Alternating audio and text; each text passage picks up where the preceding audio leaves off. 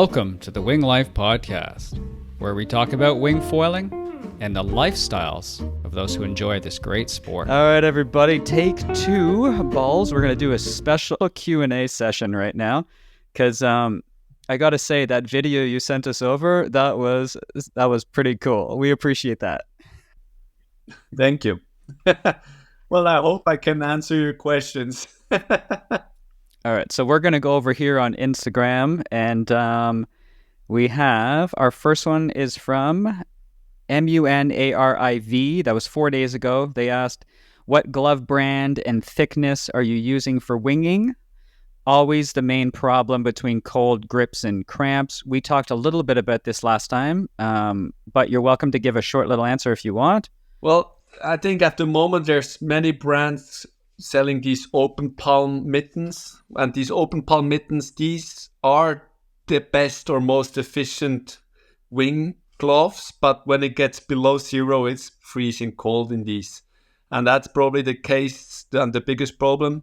And I started combining these open palm gloves with like thin wetsuit or even just thin worker gloves, so that kind of good idea. Yeah, and these thin worker gloves, they keep your hand dry, let's say, and at the same time the open palm is like blocking the wind. So I'm combining gloves now like this, and my all-time favorite is like the closed mittens, pre-curved from Dakine, which I guess is not produced anymore at the moment. But if you get your hands on one of these, you're definitely just keep them. All right, question number 2 from Annie and then _QSNY. We got, is it Swiss chocolate or Swiss cheese, and which gives you superpowers? Superpowers. You know, Ovomaltine is definitely the best thing ever. This chocolate is magic. If you eat a chocolate Ovomaltine bar, it's like you eat dynamite. You explode. You eat one bite as you get out there and you can sail all day. So imagine you do like an Ovomaltine fondue. So you're doing a chocolate fondue. Annie, I hope you're listening to this. I get. You know, I love chocolate, and I mean, I do eat way too much chocolate, but I guess that's normal. As a Swiss, you got to. I mean, we don't have the coconut, so we you got to take in the cacao. No, Ovomaltine is really good, and cheese. I mean, is that one your favorite? Yeah, I eat cheese almost every day as well, and there's like so much good Swiss cheese, especially also like some stronger, like hard Alp cheese is like phenomenal. Sprints. Do you have a lot of raw, like unpasteurized, farm fresh kind of cheese places there? It does, yeah. In the Alps, in the valleys, okay. You can buy this stuff sometimes off the farmer, and then definitely someone knows someone who's a farmer who has the chance to sell you the cheese like under the table. That's kind of how it works, probably in the Swiss mountains. Teddy Bear asked, how is he so awesome? So that's a hard question to answer, but I just enjoy my life to the fullest and go out there every day, wake up in the morning and have a great time and share the stoke with people and dream about surfing, surf all day.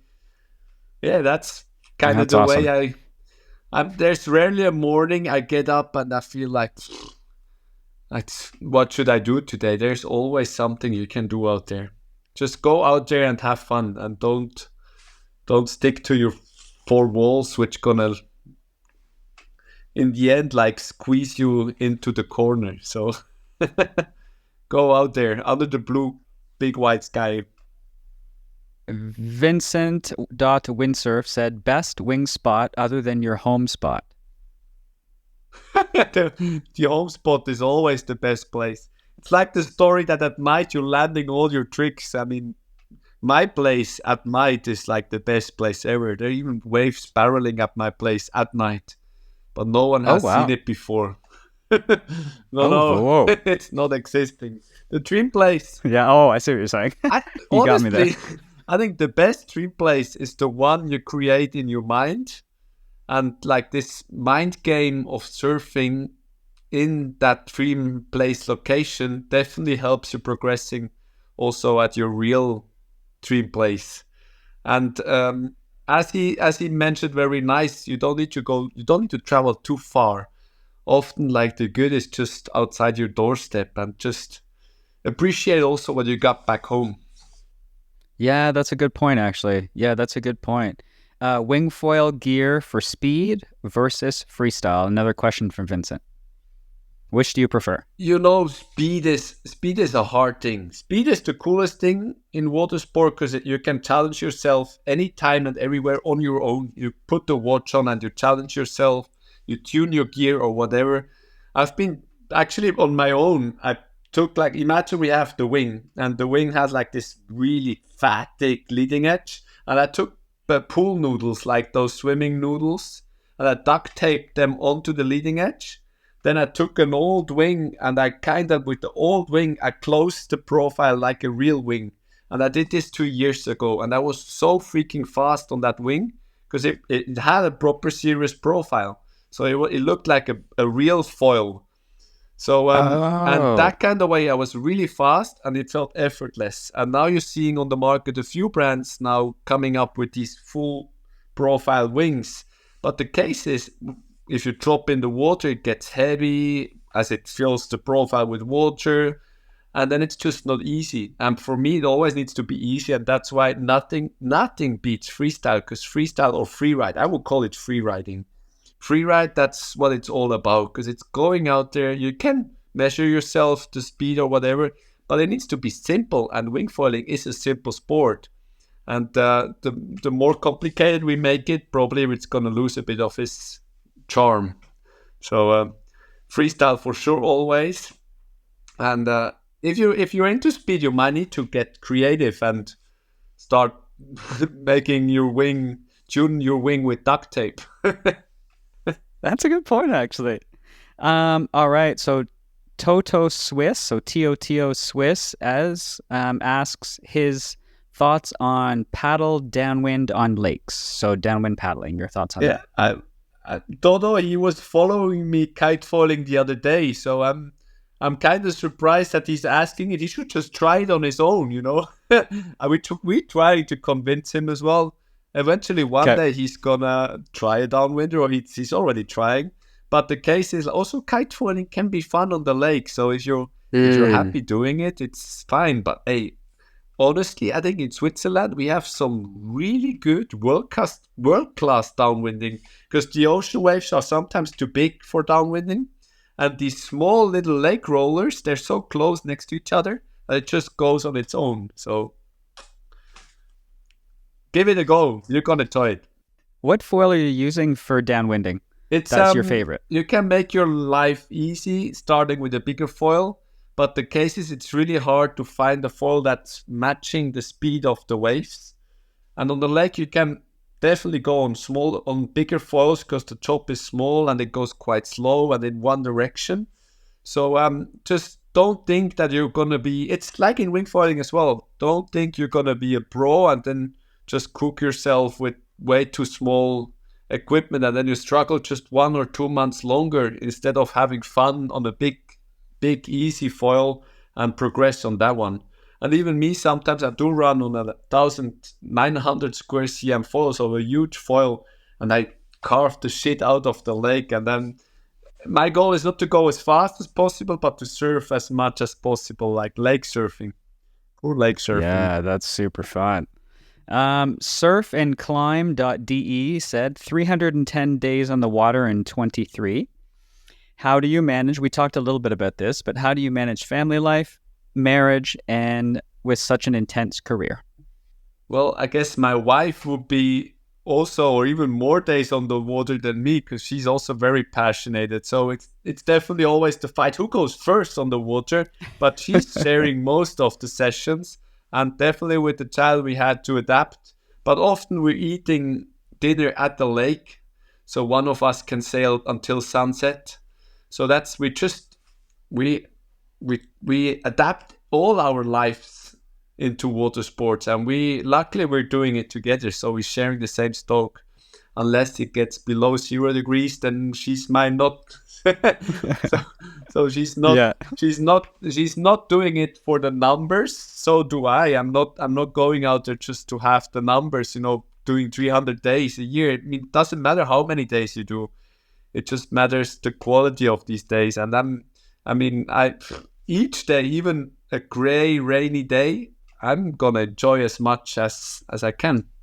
That's good. So now we have Stamp Pro 393 _ coaching. Are you going to visit Naxos, Naxos Island next summer? Where is that? Naxos is in Greece, in the Aegean. Oh. It's beautiful. The food is so good. It's affordable as well, and the wind is really good. I've been very lucky growing up growing into a family which is very passionate for traveling, and we never had like big budget, but we always traveled to the sea, like anytime, any possibility we've been at the sea, and we've been spending, like the three brothers and the parents, we've been spending a lot of time in Naxos when I was a child. And this lagoon there is perfect for progressing, and especially at a young age, because you can stand in the shallow lagoon. You can also foil in the lagoon. So I wish to get back there again as soon as possible, hopefully. But let's see. I don't know where I'm going next season. I hope to see you all. All right. Next one we have Laurent _NILS, sorry.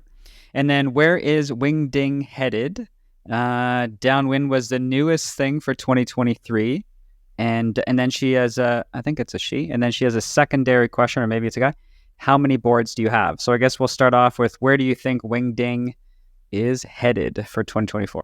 The crazy thing about, like, some people say, oh, there goes the winger when he starts downwinding. And it's true. A few of my friends, they're full into downwinding now, but they still really like wing foiling at the same time. And maybe we can even combine it, going upwind with the wing and then downwind with the sub. I've been doing quite a few wing upwinders, downwinders, where I pack the wing in the backpack. But it's a challenge. It's, if you want to challenge yourself and go out there and have an adventure, do an upwinder with the wing. I personally always like strap with Velcro my paddle to the strut, and then I undo it at the top, pack the wing, and then I go down. It's cool. I don't know where this is going. It's definitely, the cool thing about foiling or general surfing, the lakes are so wide and big and open surface that it splits. There's enough space for anybody and everybody to surf out there on the lakes, compared to the shoreline where like people sit on each other. And I don't want to be the guy in the lineup with the foil where there's like 10 people sitting around. And downwinding gets you out there, surf the longest waves of your life, 18K or even longer, one ride. I love it. It's beautiful. It's definitely not the same like getting barrel, but the sensation of carving down a wind swell is beautiful. That's true, actually. Yeah, there is a lot less competition in this because we're kind of more out in the open. Question number 2 from him: how many boards do you own? A few. No, yeah. I have too many boards. But you can only surf one board at once, so it's useless to have multiple boards. But I got to add as well, in our surf club, I'm sharing most of my boards. If someone wants to try it, it's there. And I'm having a few boards, like my 57. That's my one to go. That's my girlfriend. My wife is jealous because I almost spend more time with that board than with her. No, but it's but I try to have not too much equipment, but there's definitely a quiver of like 6 boards which been regularly used, and that's insane. I mean, we should, honor to do this sport. Okay. All right, we got Cyril Maillet Insta. So do you snowboard with wing? We did snowboard with the wing since the very beginning. I mean, I've done a few. When I started wing foiling not that long ago, it feels like 4 or 5 years ago, we straight took it onto the snow and also onto the skateboard. And for progressing, snow winging can be good. You can learn the type, how to change the hands. So yes, it's insane. You probably gonna like it, but you're not gonna go when you expect it to be perfect in like deep powder snow because it's very physical. Best is to have like old, fast, icy snow, and then you're just gonna cruise with the breeze, and it's nice. And then the other thing is I jumped off this cliff. I remember one of the first days snowfoiling, and I shoot like straight out, and I was about like 5-6 meters in the air, and I didn't know what to do. And then like when the wing starts like front stalling, you're dead. So it's crazy where this could go. But it's not a paraglide, and once in the air, that's what I'm always saying, once in the air on the water surface, nothing will ever, or like almost nothing happens. But if you're in the air, in the real air, out up there, and something goes wrong, it's not going to be fun anymore. So watch out, kid. Good to note. All right, the next one from Bjorn, Lauschke, Instagram. Lake versus ocean wing foiling. And then, i.e., adjustment of technique and material to light wind and gusty conditions, usage of higher aspect wings to glide through lulls. Yeah, well, it's a really interesting point. And what's very interesting about it is the density of the water. There's a difference, not a huge difference, but still 2 point something. That makes a difference. And I remember I always felt it when being in the holidays and then coming back home. So at the sea, you theoretically can ride a smaller foil than here on the freshwater lakes. But then it also depends if it's colder water, warmer water. So definitely it makes a huge difference. And it's fun that he thinks about higher aspect to glide. That's definitely one way to look at it. But my opinion, that's what I always share with the world, is just go on a bigger foil, especially in fresh water. And don't think that we need these like super tiny front wings yet. Probably with better profiles and efficiency, we can ride those super small blades. But right now, just take in consideration that fresh water needs a little bit more. Otherwise, you're going to be here in Silvaplana at the lake, and you're just not going to get going. Yeah. And you're like back home on the salty sea. You're flying in like 12 knots. Here, it's different. Yeah, that's true. Also, the density of the air makes a difference. But yeah, it's a cool point. So bigger foil, bigger wing, that completely makes sense. And our social media guru, Frank Bingle, asks, where do you see yourself and the wing sport in 10 years? Where will the wing foil sport go? I hope to be still shredding as hard as right now. And if it's going to be less shredding, definitely still sharing the stoke of water sport. It always been my dream to become a waterman, live from water sport, for water sport, live it to fullest. And yeah, I'm definitely still going to be out there at the place probably as soon as the sun gets up and ride all day. That would be my dream. Like just recently, my birthday, I've been on the water almost all day. That's what I love doing. And yeah, definitely gonna rather, instead of competing, I'm probably gonna I love sharing my experience, and I love to see the progress, especially of younger kids. So I love to, if I can be the person that kicks someone in the ass that he tries a backflip, for me that's very fulfilling. So am I gonna do that more as well in the future, and definitely try to produce good gear that's providing fun to all of us. And I'm not sure what's going to be in 10 years. I'm a little afraid that we're going to hover over the water with drones. It's going to be very technical, like something crazy for sure. Yeah. But if you ask me like 5 years ago, what's going to be your next thing? I never ever thought that wing foiling would come along. And then boom, I've seen it and I was like hooked to it. And yeah, just what's definitely gonna be for sure is that if there's something new coming up, I'm definitely not gonna close my eyes. I will give it a go and make my thoughts afterwards, and not just sit around at the beach and tell another stupid sport, blah blah blah. Gonna stick to fin surfing. Just be open-minded and see what comes.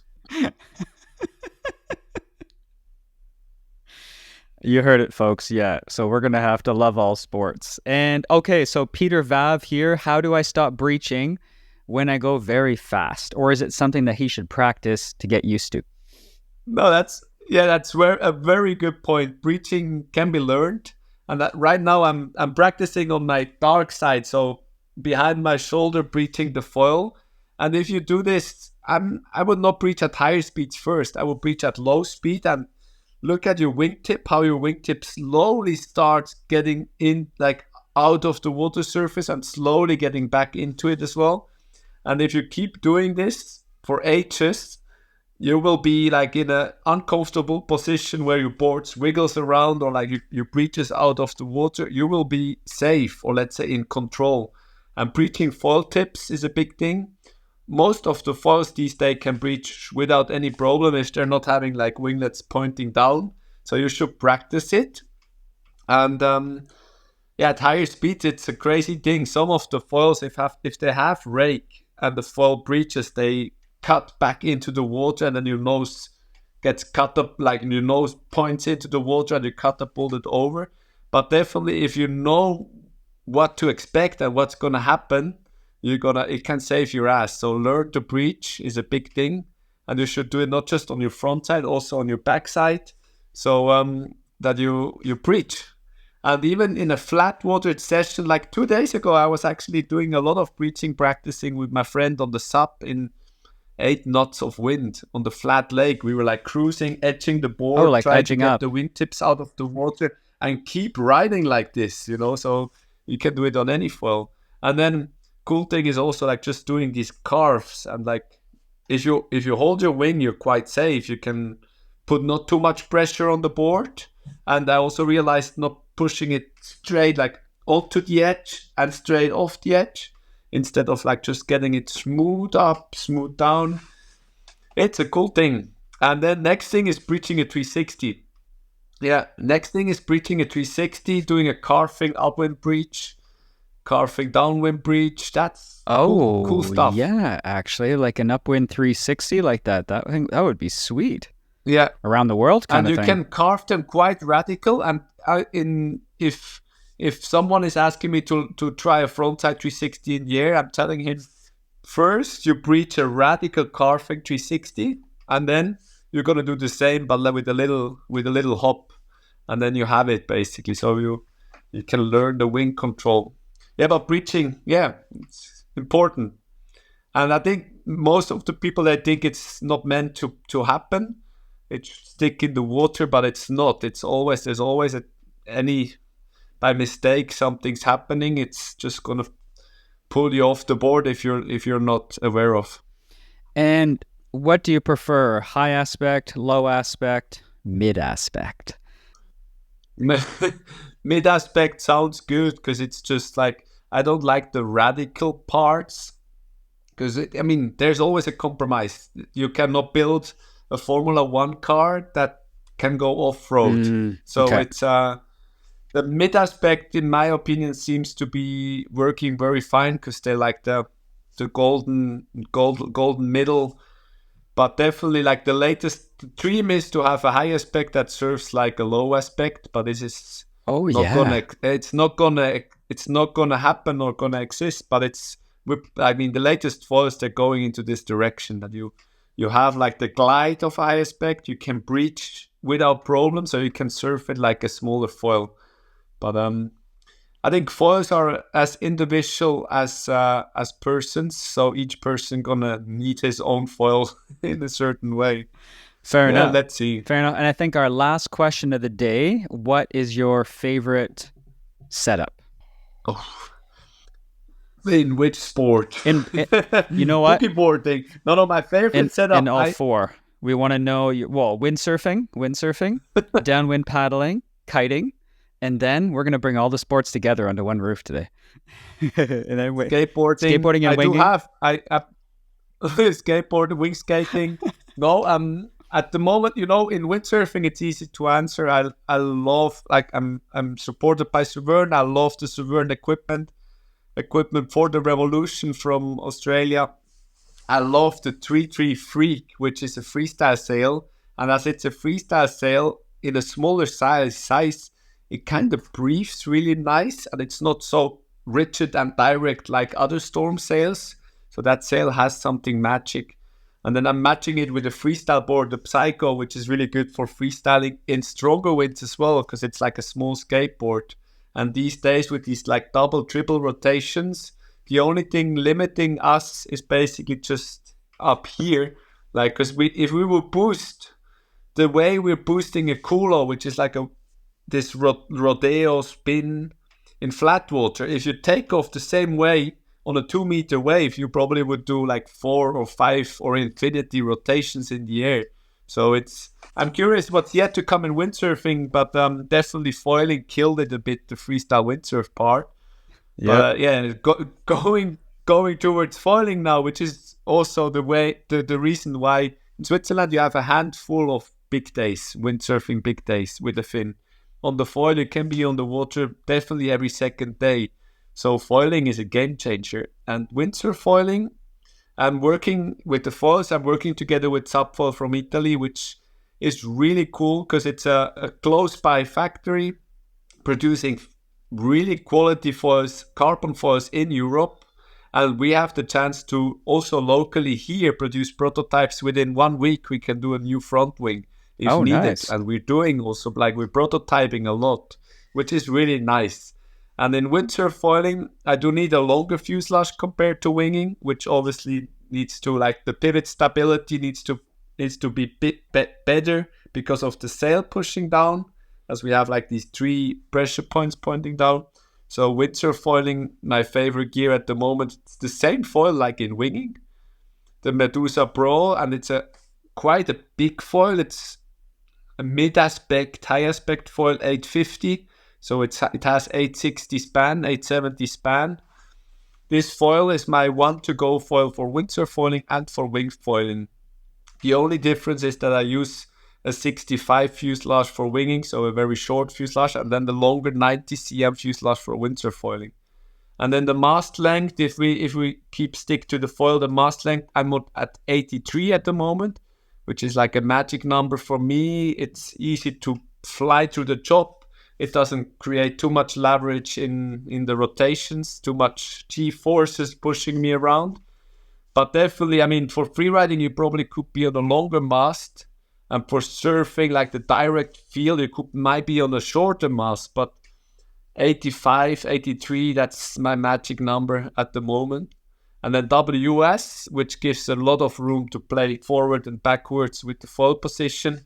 Because I often see people struggling with their foil setup. Mm-hmm. And what's really frustrating is if someone stands on his board and he's really like putting all the pressure on the back of his board and he's barely flying, then I mean, I can see that he's struggling. So the way I ride my setup is always like the foil or the front wing quite far forward. So there's a lot of leverage from the foil in the front, so a lot of pressure on the front foot.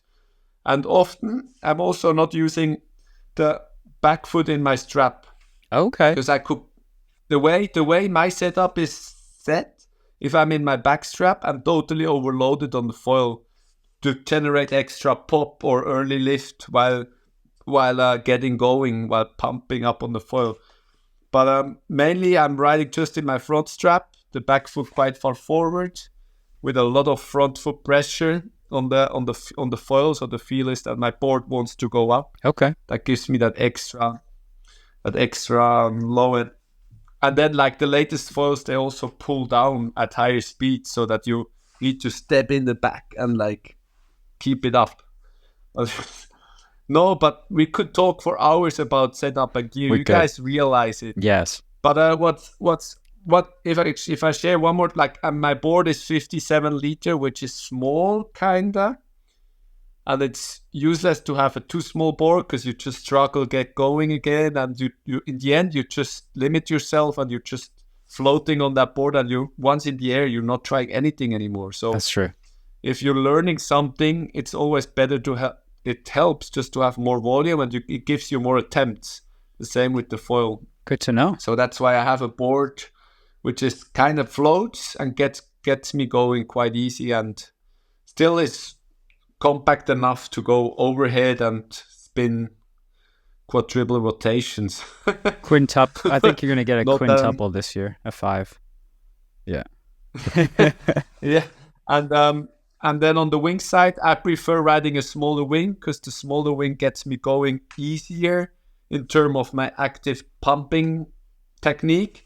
Because the bigger wing just creates more drag and has more of it just needs more work. So I prefer being on a 4 underpowered. Once a year I'm powered up, but being underpowered on a 4 than being on a 6 meter and trying to get going and having this hard time to get going. Well, my friend, thanks for answering all these questions for us. And hey, everybody, thanks for submitting them. Looking forward to ride with you guys. Oh yeah. All right. We'll see you next time, everybody. Yeepa!